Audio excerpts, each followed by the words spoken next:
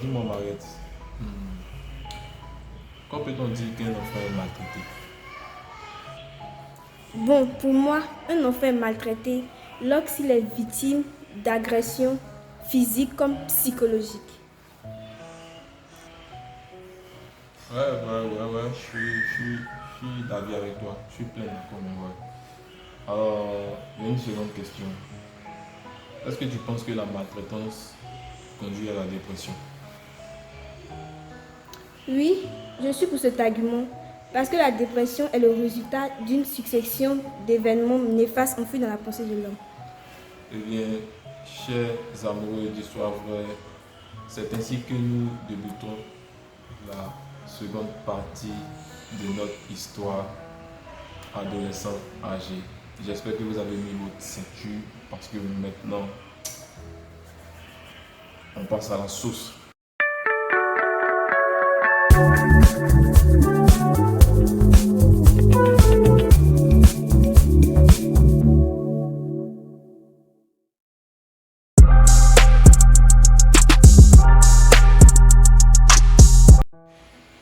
Alors, pour la seconde partie, Isaïe ici, notre jeune frère. Bon, pour ceux qui ont suivi la première partie, il s'agissait d'un jeune homme qui a été adopté par une famille et les choses ne se sont pas bien passées comme il le souhaitait. Donc, dans la seconde partie, il décide alors de fuir la maison de ses parents adoptifs qui le maltraitaient. Voilà. Et décide de vivre dans la rue. Et dans la rue, il va faire beaucoup de rencontres. Donc, c'est un résumé, un bref résumé. J'espère que vous êtes prêts à entendre le reading. J'espère que vous êtes prêts. Alors, sans plus tarder, on passe au reading.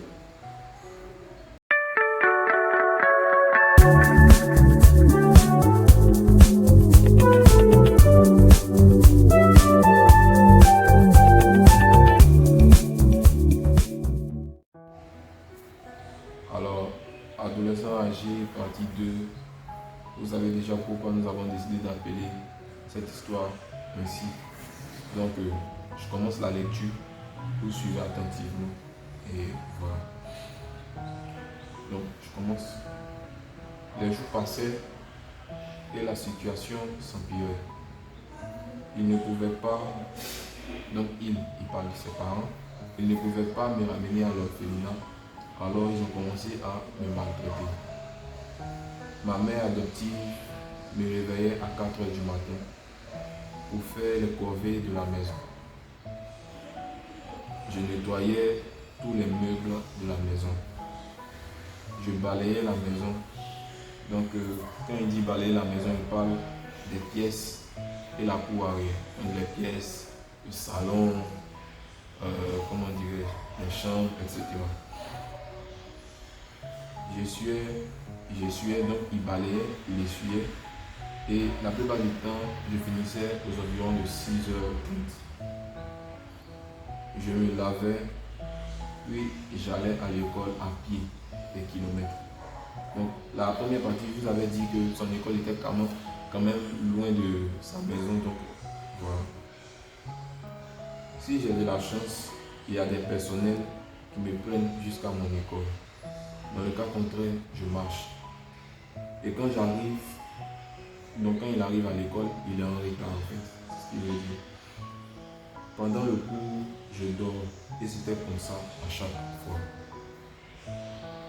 Dormir à 23h et se réveiller à 4h du matin.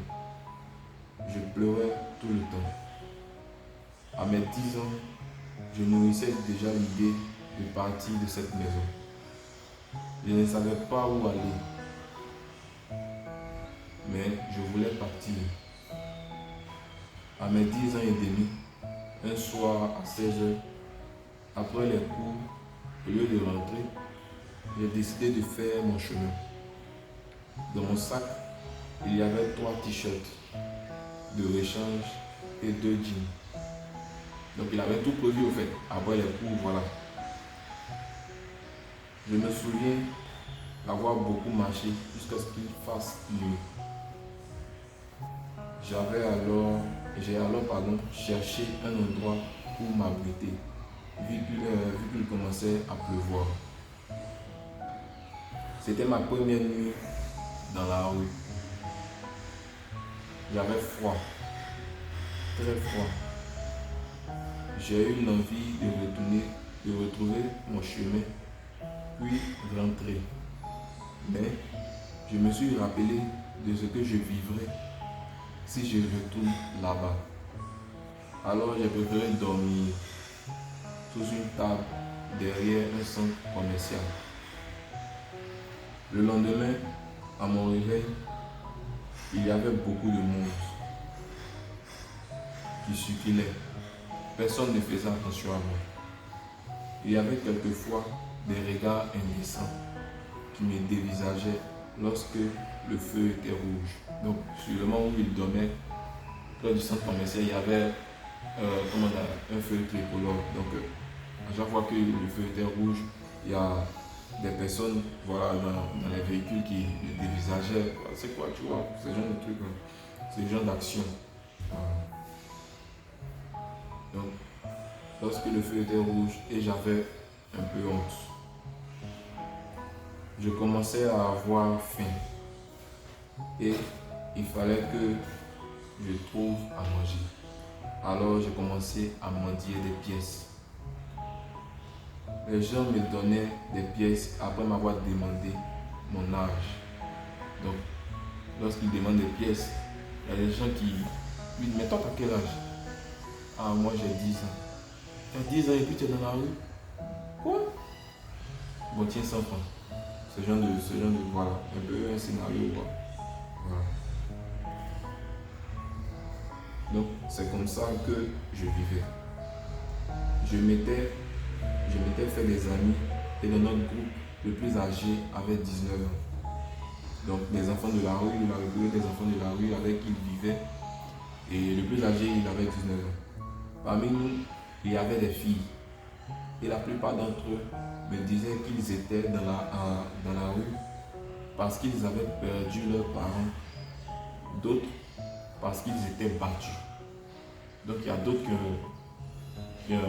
comment on appelle ça, qui se sont retrouvés à la rue parce que leurs parents sont décédés. Voilà. En Afrique, c'est ce qui se passe. Voilà, quand les parents décèdent, on voit réellement qu'il n'y a personne pour aider les enfants. Voilà. D'autres parce que les parents les battaient. Bon, là même si celui-même qui doit te protéger te bat, tu te retrouves où en fait. Voilà. Dans mon groupe, pour survivre, d'autres volaient, d'autres comme moi mendiaient, d'autres faisaient de la musique en bordure de route. Donc je sais que vous avez déjà assisté à ça, il y a des enfants, des feux qui réunissent des boîtes et qui se mettent à faire de la musique, ce genre de trucs. Voilà. Cette vie ne me plaisait pas. Demander pour avoir à manger. Alors j'ai cherché du travail. J'ai commencé à laver les assiettes dans un placard d'hydrogène pour avoir à manger matin, midi et soir. Et je trouvais ça moins gênant. Je n'oublierai jamais cette femme qui me laissait dormir dans son restaurant et qui ne m'a pas jugé à la première rencontre. Quelques mois après, j'ai décidé de me faire de l'argent. Alors avec ma patronne, on s'est entendu et par pitié, elle m'a donné 15 000 à mettre sur moi. Donc l'histoire elle est quand même longue, elle est quand même très longue. Voilà, donc j'ai décidé de la scinder en 3 parties. Donc on a fait la première, on vient de faire la deuxième. Et dans une prochaine vidéo, je vous relaterai la 3e partie. Donc c'était l'histoire, je ne dirais pas dans l'ensemble, mais encore une partie. Et franchement, moi ça me touche. Moi ça me touche de voir que déjà à 10 ans, un enfant est dans la rue. Il n'a pas connu ses vrais parents, adopté puis maltraité. Franchement, c'est choquant, c'est choquant. Et c'est plus que réel, vu qu'on a l'habitude de voir ce genre de choses dans nos rues. On voit des enfants âgés, moins que ça même, qui traînent dans les rues, au fait. Voilà. Donc, moi, franchement, je dis beaucoup de courage à ces personnes qui vivent ces situations exemplaires. Beaucoup de courage, beaucoup de force. C'est pour vous que nous existons, c'est pour vous que nous faisons ces vidéos. C'est pour vous apporter notre soutien, notre plus grand soutien. Et j'aimerais préciser à toutes ces personnes qui regardent nos vidéos et qui ne se sont pas abonnés, de s'abonner, d'activer la cloche des notifications, de nous laisser un commentaire d'encouragement. Voilà. Donc, c'était tout pour aujourd'hui. On se retrouvera très bientôt pour une prochaine partie. La dernière, bien sûr. J'espère que vous avez aimé. J'espère que vous continuerez de nous suivre et d'apprécier ce que nous faisons. Merci pour votre encouragement, merci pour votre soutien. C'était mon édit pour les vidéos de Life Issues. Merci, en ensemble, on vous aime. Merci.